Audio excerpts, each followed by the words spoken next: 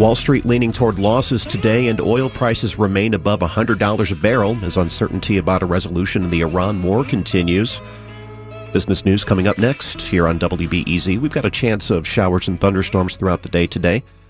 Breezy otherwise, highs in the upper 70s. 69 degrees now at 7:51. A pulse check for the housing market. Marketplace Morning Report is supported by Amazon Business. Amazon Business offers smart business buying, which uses AI-driven tools to perform time-consuming procurement tasks, helping to simplify complex processes and streamline workflows. Learn more at amazonbusiness.com.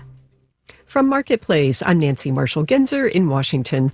First, the top lawyer for the Treasury Department resigned yesterday just after the government settled President Trump's $10 billion lawsuit against the IRS. Trump had appointed the lawyer, Brian Morrissey, as Treasury's general counsel last year. The president dropped his lawsuit against the IRS over the leak of his tax returns in exchange for the creation of a new anti-weaponization fund that will compensate people who say they've been, quote, investigated or targeted for political, personal, or ideological reasons. Marketplace's Samantha Fields has more. This new $1.8 billion fund is highly controversial. The president and his family will not receive money from it, and the Justice Department says there are no partisan requirements to file a claim. But critics say it will largely be used to compensate the president's allies and supporters who believe they've been unfairly investigated or prosecuted by the government. A lawyer for hundreds of January 6th defendants has already said his clients will be looking for payments. The nearly $1.8 billion for this new fund will come from an existing unlimited pot of money called the Judgment Fund, which pays out settlements in lawsuits against the government. The Anti-Weaponization Fund is likely to be a big topic later today when Acting Attorney General Todd Blanche testifies on Capitol Hill about the Justice Department's budget. I'm Samantha Fields for Marketplace. The National Association of Realtors is scheduled to release its April tally of pending home sales later this morning. So far this year, the housing market recovery that some people predicted has failed to materialize. The market's been lackluster, but there are some signs of improvement. Marketplace's Nova Safo takes a look. For a while now, we've heard from analysts that 6% is the magic number for mortgage rates. Fall below that threshold, and they would begin to unlock the real estate market. Well, in April, rates dipped just 1/10 of a percentage point or so, but stayed above 6%, and yet Redfin's measure of pending home sales rose 9.5%, the biggest jump in more than 3 years. People have adjusted to these higher rates or accepted the reality of them. Daryl Fairweather is chief economist at Redfin. There is pent-up demand. People do want to buy homes, and as it gets slightly more favorable for them to buy, those slight differences do make a difference. What would also make a difference is more homes for sale, says Lawrence Yoon of the National Association of Realtors. If we can have inventory growth of 30%, 40%, definitely it gives consumers more choices. And would bring inventories to pre-pandemic levels, he says. For now, a majority of mortgage holders pay rates below 4%, so sellers are staying on the sidelines, even as buyers trickle back in. I'm Nova Safo for Marketplace. Let's do the numbers. The Dow, S&P, and NASDAQ futures are all down in the 1 to 0.6% range. With the Dow future down 78 points, the 10-year Treasury yield is down at 4.62%. Marketplace Morning Report is supported by Schwab. With the Schwab Teen Investor Account, teens can gain hands-on investing experience. It's co-owned by parents and teens, so parents can monitor the account while teens learn how to invest and manage money. More at schwab.com. And by GEP, advancing autonomous procurement and supply chains with the AI-native GEP Quantum Intelligence software platform. If there's a college student in your life, you know the chaos of the end of semester move out. There are final exams, job applications, and graduation parties. For many, pitching shower caddies and mini fridges into a dumpster is just easier than taking them home or to the thrift store, which leaves environmentally conscious colleges with a challenge: how to divert all those dorm discards from landfills. Marketplace's Alice Wilder has more. Every May in Durham, North Carolina, Duke University's dumpsters are filled with trash. And dumpster divers like Ben Crace start picking through it. This year, I joined him. I don't know if you need a mini fridge or a dorm-sized microwave, but we're liable to find some. Price is in his 50s and used to work as a pastor. These days, he makes money selling foraged finds on eBay. He gave me a quick tutorial before we hit the dumpsters. So we're going to kind of casually walk up to a dumpster and we're going to peek in. And hopefully there will be things near the top that we can just discreetly grab. We had a backup plan in case campus police caught on. We can say, I'm helping my kid move out. She thinks she threw away her retainer. Now it was time to hit the dumpsters. We found mostly household items. Oh my god, this is like a full container of honey from Wegmans. A lot of coat hangers. But with some digging, we found good as new clothing from brands like Michael Kors and Lululemon. Oh, nice. And 6 copies of Percival Everett's Pulitzer Prize-winning novel, James. It was Duke's summer reading assignment. This kind of waste happens on campuses across the country. Students are very busy in the end of their move-out period. That's Alex Freed, director of Atlas Zero Waste. It's an organization that works with 65 campuses in the US and Canada. He says that during move-out, schools produce 4 times more waste than they do in a typical month. The language we've often used to describe this moment is, if the only solution is a dumpster, everything is going to look like trash. The schools he works with divert waste in a few ways. One is they collect stuff and they sort of immediately give it away. Imagine a quad filled with mini fridges, rugs, and coat hangers. No cover story needed. The second type is a connection with a nonprofit or a series of nonprofits. Duke has a program like this. They donate to thrift stores in the area. In 2025, they donated 29 tons of stuff. The third type of program is a yard sale. Students donate items at the end of the year. They're stored over the summer, and then at the beginning of the next year, students are able to purchase back at a very discounted price items that are available for reuse that were left behind by students from the previous year. A representative for Duke's Office of Climate and Sustainability told me that they have a number of programs aimed at reducing move-out waste, from donation bins in dorms to a free pop-up campus thrift store. But the problem of end-of-semester waste is complex, and dumpsters are still full. So for now, townies like Ben Crace and me sort through the trash. Do you have hand sanitizer in the car? In Durham, North Carolina, I'm Alice Wilder for Marketplace. Our producers are Emma Condon, Tamar Fagan, Ashley Rodriguez, Ariana Rosas, and Erica Soderstrom. Our senior producer is Alex Schroeder. Our supervising senior producer is Meredith Gerritsen-Morby. In Washington, I'm Nancy Marshall-Genzer with the Marketplace Morning Report. From APM, American Public Media. Thanks a lot for joining us this morning on 91.5 WBEZ. It's 69 degrees under a mostly cloudy sky as we approach 8 o'clock, and we could see upper 70s today. It'll be mostly cloudy, chance of showers and storms. It'll be breezy as well. Thanks for being here this morning and starting your day with us. I'm Alex Degman in for Claire Lane on Chicago's NPR news station. Consumer groups say this year's rate hike request from NICOR needs to be stopped, and the city's moving closer toward operating its own intercity bus terminal. Details, just a few minutes, right here on 91.5 WBEZ.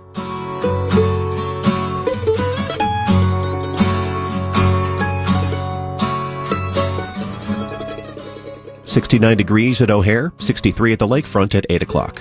This is WBEZ HD Chicago, 91.5 FM. WBEQ HD Morris, 90.7 FM. WBEK Kankakee, 91.1 FM. W219 CD Elgin, and on your smart speaker.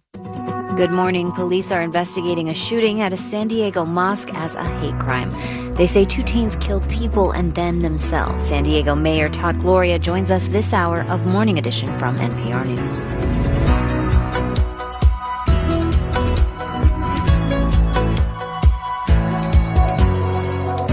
Our voters who supported both President Biden and Trump leaning now. I'm Layla Faldin. And I'm Martinez. NPR is following swing voters over the next 3 years, starting with 2 men who backed Trump in 2024 for very different reasons. Also, Trump will see today whether he can unseat another Republican in Congress. Thomas Massie worked to release the Epstein files, and a judge finds Elon Musk waited too long to file his lawsuit against OpenAI. It's Tuesday, May 19th. Former NBA All-Star Kevin Garnett, KG, is halfway to 100 today. News is next. Live from NPR News in Washington, I'm Corva Coleman. There are primary elections in 6 states today, from Georgia to Oregon. President Trump has weighed in heavily on some primary races. He has seen many of his preferred candidates win in early primary elections. Political consultant Sarah Longwell is the publisher of the conservative-leaning media outlet The Bulwark. She says many Republican primary voters are deeply supportive of President Trump, but are showing some reservations. They make excuses for him, but also every single Republican voter that we listen to thinks things are not going well in the country. They think gas prices are too high. They think grocery prices are too high. They are disappointed that Trump, who said he was going to come into office and immediately lower prices, hasn't been able to do so. And in fact, seems to be focusing on things that are much less important to them, like his ballroom, like his arch, and other pet projects of the president. She spoke to NPR's Morning Edition. Commuter rail service in New York is expected to be back to normal by this afternoon's rush hour. That comes after negotiators struck a deal late yesterday, ending a 3-day strike. NPR's Brian Mann reports this complicated commutes for 250,000 riders. The strike started Saturday with workers demanding their first pay hike since 2022. Speaking last night, Governor Kathy Hochul said this deal means wages will go up, but not as much as union leaders wanted. He stood firm for a deal that would not require any additional fare increases or tax increases. This was the first strike on the Long Island Railroad since 1994. Details of the deal won't be released until union members ratify it. Service is expected to ramp up through the day today. Hochul and Long Island Railroad officials say trains will be operating normally for the afternoon commute and for crowds traveling to tonight's Eastern Conference Finals basketball game with the New York Knicks and Cleveland Cavaliers playing at Madison Square Garden. Brian Mann, NPR News, New York. The United Nations is warning that millions of people around the world are on the brink of poverty. That's due to high energy costs and low economic growth. NPR's Fatma Tanis reports. The rising fuel prices and shipping disruptions from the Iran war are hitting low-income countries hard, leading to high transportation and food costs and disrupting trade. The UN's Economic and Social Council says more than 32 million people around the world are at risk of being pushed into poverty. Women, children, and youth will be affected the most. So will populations in small islands and countries that heavily depend on imports. For example, islands in the Caribbean that import 80% of their food. The UN warns it could also lead to setbacks to its goal of eliminating extreme poverty by 2030, which was agreed upon by all UN member states more than a decade ago. Fatma Tanis, NPR News. You're listening to NPR. 69 degrees under a mostly cloudy sky at 8:04. Good morning. I'm Alex Degman with WBEZ News. Some consumer watchdog groups are furious with Nicor Gas for asking for what they call enormous overcharges. The Citizens Utility Board and others are asking state regulators to reject Nicor's $221 million rate hike request. Eric DeBellis is the board's general counsel. He says some of that hike could help bolster shareholder profit rates and pay executive bonuses. They only pay out if the parent company in Georgia hits its profit goals. If not, the money goes to shareholders. Either way, there's absolutely no benefit to customers. Nicor estimates the delivery portion of customers' bills would increase by up to $6 a month starting in 2027. In a statement, Nicor's parent company said it's working to keep rates as low as possible while investing in, quote, resilient infrastructure. The Illinois Commerce Commission is expected to make a decision around November. Illinois Governor J.B. Pritzker is bashing Chicago Mayor Brandon Johnson, saying he has no plan to keep the Bears in the city.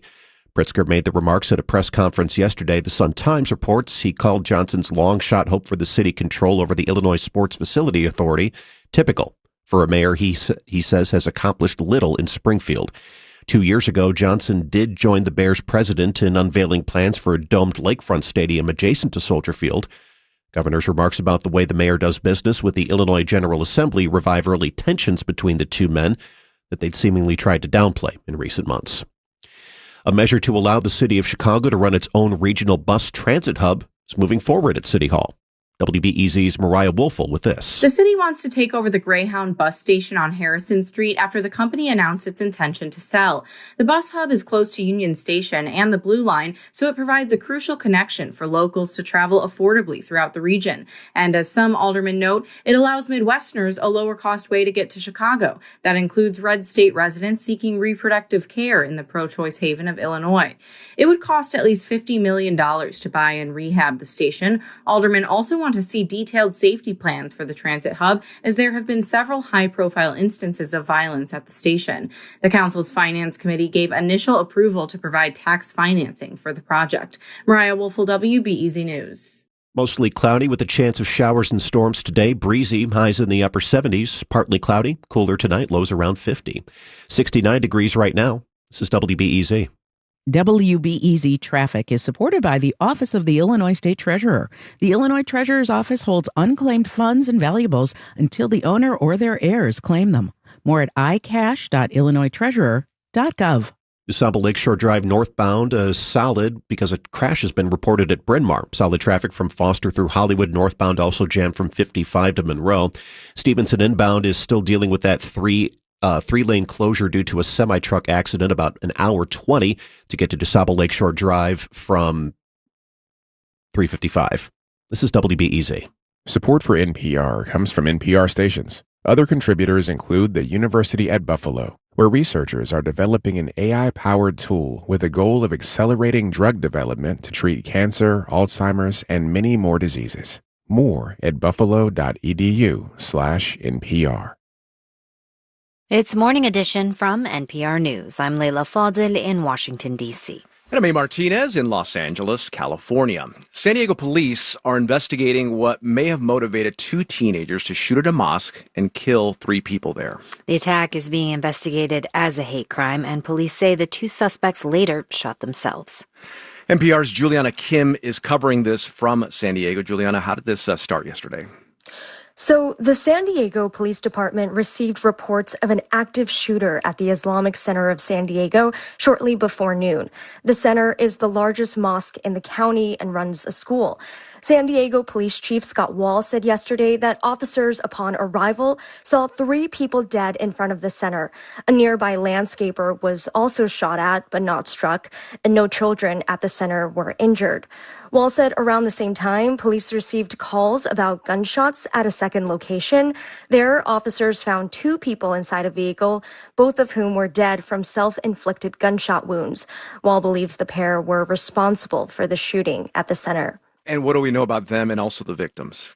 So authorities have yet to release the identities of the shooters, but we do know that they were 2 males, 17 and 18 years old. Police Chief Wall said officers got a call earlier that morning from a mother whose son had ran away. She told authorities that she believed her son was suicidal and that her car and weapons were missing. Wall said officers were sent to locations that they believed might be threatened, but there was no specific threat made to the Islamic Center. The motive has yet to be determined, but Wall said authorities are investigating this as a hate crime. He added that, quote, there was definitely hate rhetoric involved, end quote, though he didn't explain further. In terms of the victims, authorities have also not yet released names to the public, but Wall did mention that one of the victims was a security guard at the center. Yeah, kids were evacuated from the school inside the mosque and then brought to a nearby church. And Juliana, you were there. Tell us what you saw.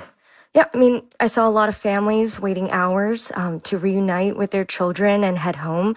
Monisar Barbak was waiting for his 9-year-old nephew. He told me he was shocked by what happened. At the same time, he's always been worried about the possibility of an attack like this. It's always in your head that it's going to happen someday. You know, when I asked him what he meant by that, he said he felt that places of worship have been increasingly under attack.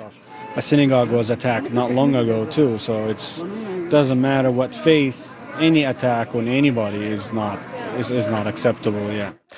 In 2019, there was a shooting at a synagogue in a San Diego suburb. 1 person was killed and 3 people were injured. What about reactions from San Diego's Muslim community? What are you hearing? Yeah, the Islamic Center of San Diego's Imam Taha Hussein spoke briefly at a press conference yesterday, and he said, this is something that we have never expected to take place. But at the same time, The religious intolerance and the hate, unfortunately, that exists in our nation is unprecedented. He ended his remarks by asking the public to practice tolerance as his community mourns. That's NPR's Juliana Kim joining us from San Diego. Thank you very much. Thank you. The attack was in the middle of the day on Monday, and as we just heard, children inside the Islamic Center were escorted to safety at a church. Here's 9-year-old Odeh Shana describing to Reuters how he felt right after the attack. I felt a bit scared. My legs were shaking, my hands, and my head was like hurting me a lot. I felt like a rock. Joining us now is the mayor of San Diego, Todd Gloria. Mayor, thank you for being with us. I'm so sorry for what members of your community are going through today. Thank you, Layla. I want to start with the people's lives who were taken. What can you tell us about those who were killed? From what I know, and we are still withholding their names as we continue to work with the families that are impacted, all three were employees of the Islamic Center of San Diego. One, obviously the security guard, the two others working within the mosque in support of the school. I think all three are heroes, certainly the security guard whose office is right there at the entrance to the property, encountered the shooters first, and we believe that his heroic actions helped to provide time to allow the school to get locked down and to save every child's life. Wow. The two other folks were killed inside the mosque, and it's an absolute tragedy, and my heart goes out to their families. Now, law enforcement, as you said, is still investigating Monday's shooting. They're investigating it as a hate crime. Have you learned anything more about those teens' motives for this attack? It's difficult to tell, and I would like to rely upon only verified information for you and for your listeners. But we do have some evidence that would suggest very strongly that this is connected to bias and hatred. More vague in nature, not necessarily specific to any one community, but obviously definitely acted upon this largest mosque in our entire county, as well as to a landscaper who was working a few blocks away. I don't think that these were necessarily accidental situations. I do believe these were folks that are intended upon doing a lot of harm in our community. What do you mean by more vague in nature, not necessarily about one community? I think what has been shared with me is more about racial supremacy rather than a targeted commentary against the Muslim community. But more is surely going to come out as we investigate this more fully and more deeply. And of course, we'll make everything transparent to the public when the time is right. Are you aware of any threats made against the Islamic Center of San Diego or other mosques in the city or places of worship prior to this shooting? No, not at all. As has been reported, the parent of one of the shooters did contact the San Diego Police Department about 2 hours before the shooting, and that was the limitations of our knowledge of the situation. Nothing specific against the Muslim Center of San Diego or other places of worship. But Layla, I want to assure San Diegans that we are taking this incredibly seriously and will be stepping up our presence around places of worship during this sensitive time. I'm curious, the Islamic Society of Orange County in a different area was targeted by an anti-Muslim activist last month, which did lead to violent threats against it, a different place, a different center. Did that lead to any increased law enforcement in San Diego or monitoring? We monitor and work closely with our partners throughout the county and across the state, all kinds of situations. We recognize that this is a highly connected world and that sick and twisted individuals can take inspiration from anywhere. And so we are ever vigilant and work aggressively on prevention, working with communities. Imam Taha is an icon here in San Diego. He has a close relationship with the police department, City Hall, myself, and it's those relationships that get us through times like this and hopefully prevent situations like this happening. Sadly, of course, it wasn't enough yesterday, particularly not for the three who were killed. You mentioned Imam Taha, who leads the Islamic Center of San Diego, and we heard him earlier talk about a level of religious intolerance that's unprecedented. And this comes at a time of rising anti-Semitism, rising anti-Muslim hate. I've heard terms like invaders, cancer, death cults being used to describe Muslims, including from elected officials on the right. And after the attack, Laura Loomer, a far-right activist and close ally of the president, is calling the mosque evil, calling for Muslims to be deported. Do you worry that this type of atmosphere, this pervasive language, contributes to violence like we saw on Monday in your city? I don't worry about it. I know that it does. I know that people, rhetoric does matter. Words translate into action, and that's why it has to be repudiated. It has to be rejected by everybody at all levels of government and all positions, regardless of title. And that's why I want to be extremely clear that hate has no home here in San Diego, and that actions like this are not welcome. They do not represent our city. And to the extent that folks wish to engage in anything like it, we will hold you responsible, accountable under all the laws that we have available to us. Todd Gloria is the mayor of San Diego. Thank you, Mayor, for speaking with us during this difficult time. Thank you, Layla. At the White House on Monday, President Trump held an event on healthcare affordability. Then, hours later, a sobering analysis reveals what millions of Americans are dealing with on this front. NPR's Selena Simmons-Duffin reports that enrollment in the Affordable Care Act marketplaces is plunging as people are priced out of coverage. You might remember the big political fight in the fall over the enhanced premium tax credits for healthcare.gov and the state marketplaces. Congress came very close to a deal, but in the end, the extra federal money that kept premium costs down expired at the end of last year.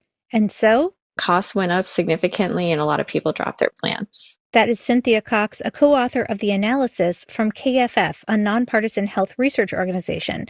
The report projects enrollment in these marketplaces will plunge this year from 22 million in 2025 to about 17 million this year.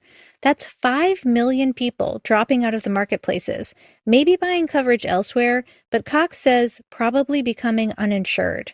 Those numbers are worse than the initial enrollment numbers the federal government reported in January. As for everyone who kept their marketplace health plans, those who stay are paying more, either in the form of higher premiums or higher deductibles or both. The bottom line is pretty much everyone is paying more. If you're uninsured, you're going to face higher costs if you need to go to the doctor. If you are paying a higher premium to keep your coverage, again, you still might not have as much money to be able to afford to go to the doctor too. And then if you move into a high deductible plan, then that means that you might have to pay out a lot more money before your coverage kicks in. The new report found deductibles rose last year more than they ever had before, by an average of $1,000. There is a bit of a positive note, Cox says. It's possible this is a one-year shock after the extra premium subsidies expired. The good news, to the extent there is good news here in this report, is that it might mean that we don't see a lot of insurers needing to do another big market correction. She says it'll become clear soon whether insurance companies want to raise rates again next year, or best case, this is the new normal. Selena Simmons-Duffin, NPR News, Washington.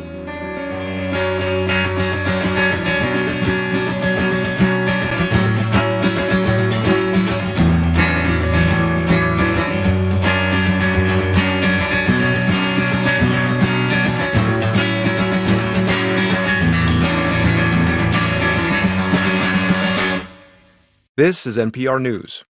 70 degrees, mostly cloudy at 8:19, heading to a high today in the upper 70s. It'll be breezy. Still could see some showers and storms around today. Thanks for spending some time with us. I'm Alex Degman. Claire Lane is away. I'll tell you who's not away, Sasha Ann Simons. In fact, she's actually here right now. Hey, Sasha. Hey, good morning, Alex. So let's talk about 9 o'clock. In the Loop is coming up, and we are talking about love. L-O-V-E. Yeah, you know, more Americans who are over 50, they're living alone, and many of them are looking for connection later in life. So on In the Loop, we're going to explore what dating looks like when you're a senior who's a single, right? And, you know, you've got to go through challenges like, you know, getting back out there and finding the events that help people meet up. And we're going to hear from one local couple who's going to share their story. They fell in love in their 70s. So we'll hear all about that. Get all in their business. And we'll talk to a matchmaker who makes it all happen here. I love that. Yeah, isn't it sweet? Absolutely. I can think of no better way to describe it, actually. In the Loop comes your way at 9 o'clock. Stay with us. Despite housing being historically unaffordable, a growing number of Gen Zers are becoming homeowners. And get this, half of them are single buyers. I'm the only one on the mortgage. I'm taking care of the mortgage, so it's in my hands to figure out the rest of homeowning. I'm Scott Detrow. We will discuss how Gen Z is pulling this off on All Things Considered from NPR News. This afternoon from 3 to 7 on WBEZ. Support for WBEZ comes from Navy Pier. Visitors can take in the skyline and Lake Michigan from 200 feet in the air on the Centennial Ferris wheel.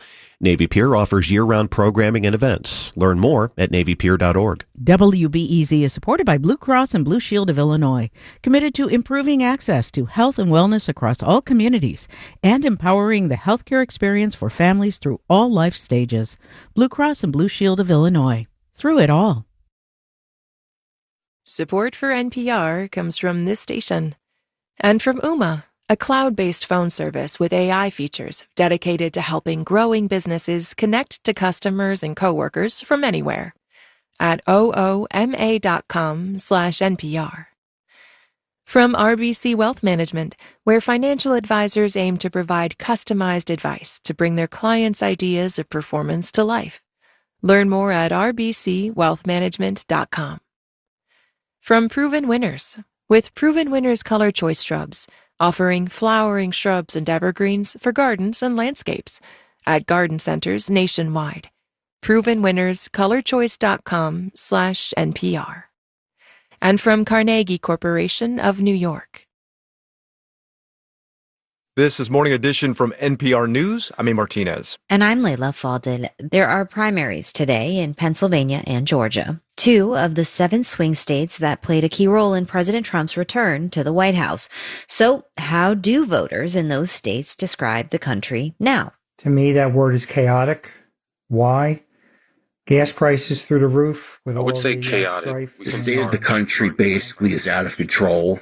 Disrepair. Self-loathing. Frustration. Hot mess. I want to say at a turning point. The country is so divided. I'd say divided. Divisive. Those voices come from a new project from NPR senior political correspondent Tamara Keith called Swing Shift, which launches today. And Tam is with us now. Tell us more about this project and why you're talking to these voters in particular. Yeah, I wanted to have an ongoing conversation with a group of voters who could be pivotal in the midterms and the 2028 presidential election. So we recruited about a dozen people from swing states. Most of them voted for President Biden in 2020 and then President Trump in 2024, though a couple swung in the other direction. The plan is to really get to know these voters over the next 3 years and share their stories. How they vote is how America will vote. That's pollster Frank Luntz, who told me in a polarized country, these are the people who decide elections. This 7% of America that goes back and forth, and not just back and forth between Republicans and Democrats. They'll vote for an independent candidate, and they may not even vote. And that is the margin of success in the states and districts that matter. But given how divided this country is, I know from being out there, a lot of people just avoid entirely speaking about politics because it's so toxic. Was it easy to find people to talk to you? No. And because this is such a toxic environment, we ended up agreeing not to use their full names on air. And this frees them up to talk about their hopes, their fears, their regrets without having to worry about personal or professional repercussions. After interviewing one of the voters in this project, he told me it felt like political therapy. Political therapy, but also a sad statement that people don't feel safe enough to just say what they think. Yeah. Now you're starting in Georgia. Tell us about the voters you met there. Gerald and Wally are both Black men who live in different Atlanta suburbs, and I interviewed them at their homes. Hi, I'm Tamara. Nice to meet you. Hi, nice to meet you too. Both men grew up voting for Democrats and voted for President Biden in 2020. Then, in 2024, they switched to President Trump. The similarities end there. Gerald is very happy with President Trump. Listen, I am so pro-Trump. People just don't even understand how, like the dude is amazing because he is not like it. He not following the script. He gives Trump an A++ for his performance on the job. I asked Wally the same question. An F? What do we have that we can hang our hat on right now? We have higher gas prices. Wally said he can't think of a positive line item out of the Trump presidency. Not a one. I think with Trump, we just trying to weather this guy.